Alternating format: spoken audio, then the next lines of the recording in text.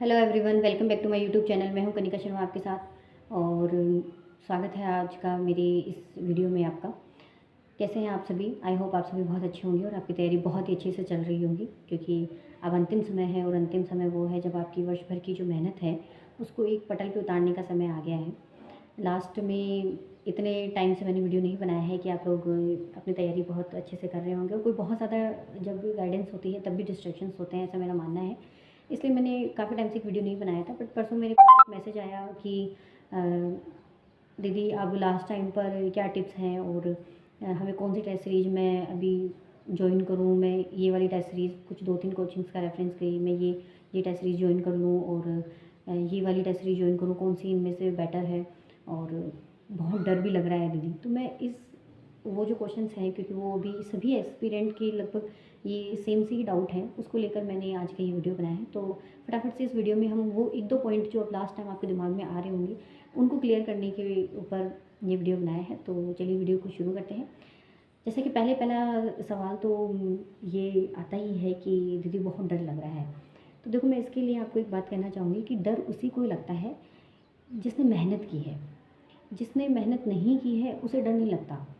तो सबसे पहली और अच्छी बात तो ये है कि आपको डर लग रहा है, इसका मतलब ये है कि आप एक सही डायरेक्शन में जा रहे हैं, एक ऐसी डायरेक्शन जहाँ सफलता आपका इंतज़ार कर रही है।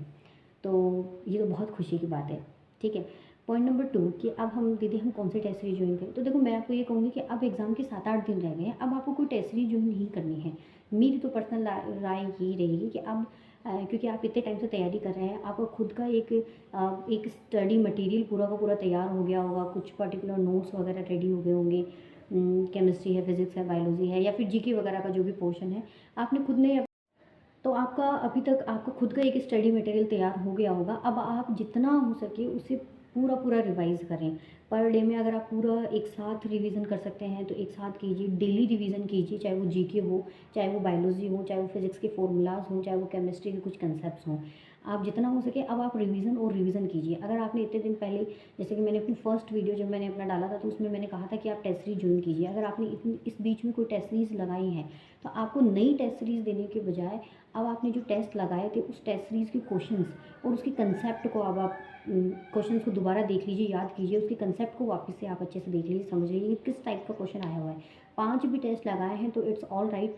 फिर 150 इंटू 5 करेंगे तो भी बहुत से क्वेश्चन हो रहे हैं। ठीक है ना। तो वो क्वेश्चन से 750 क्वेश्चन जो लगभग बन रहे हैं, 750 क्वेश्चन आप देख कर जाइए। लगभग वो आपका उन 750 क्वेश्चंस के अराउंड में बहुत सारे क्वेश्चंस बन जाएंगे। तो वो लास्ट वे में नई टेस्ट सीरीज लगाने के बजाय जो पहले पढ़ रखा है उसी को बहुत अच्छे से रिवीजन कर लीजिए। ठीक है। और पॉइंट नंबर 3 की मैम टीचिंग मेथड्स और लास्ट टाइम पर अगर हमसे कुछ छूट गया है तो देखो एक इन्फॉर्मेशन वीडियो भी है ये, कि अभी साइंस फर्स्ट के जो है, एजुकेशन फर्स्ट के नाम से उनका यूट्यूब चैनल है, पंकज मिश्रा सर का, उन्होंने अभी रिसेंटली अब वो मैराथन क्लासेस लेकर आ रहे हैं जिसमें वो teaching methods, chemistry, physics, biology की उनकी मैराथन क्लासेस आ रही हैं। ये मैराथन क्लासेस आपके लिए बहुत हेल्पफुल रहने वाली हैं, क्योंकि मैंने भी लास्ट टाइम पर देखी थी। ये कोई पेड वीडियो नहीं है कि मैं उनका कोई प्रचार कर रही हूँ। मैंने जो पर्सनली देखा था, फील किया था, मैं जस्ट वो बता रही हूँ। मैंने भी लास्ट टाइम पर उनकी मैराथन्स देखी थी। तो वहाँ से हमें बहुत सारा कंसेप्ट क्लियर हो जाता है। डायरेक्ट क्वेश्चन भी नहीं तो हमें कंसेप्ट क्लियर हो जाएंगे। तो वो टॉपिक वाइज करवा रहे हैं, जैसे भी हैं वो प्रीवियस ईयर करवा रहे हैं। तो आप वो मैराथन क्लासेस देख लीजिए, टीचिंग मेथड्स की भी वो क्लासेस देख लीजिए, वहाँ से आपको क्वेश्चन उसमें मिल जाएंगी। कल तकरीबन 20 के करीब क्वेश्चन आएंगे, तो ये बहुत बड़ा पोर्शन है। और ज़्यादा मत सोचिए कि 40, और अब लास्ट टाइम है तो अब ज़्यादा मत सोचिए कि 40% भी बनेंगे या नहीं बनेंगे, 40% का क्या क्राइटेरिया है या नहीं है। अभी बहुत सी ऐसे कन्फ्यूजन चल रहे हैं कि है कि नहीं। मैं आपको ये कहना चाहूँगी कि अपने जैसे संस्कृत डिपार्टमेंट का भी पेपर हुआ था, बहुत कम पोस्ट थी, 62 और 63 की समथिंग पोस्ट थी, तो भी ओनली 40% जो है उस पर सिलेक्शन हुए हैं।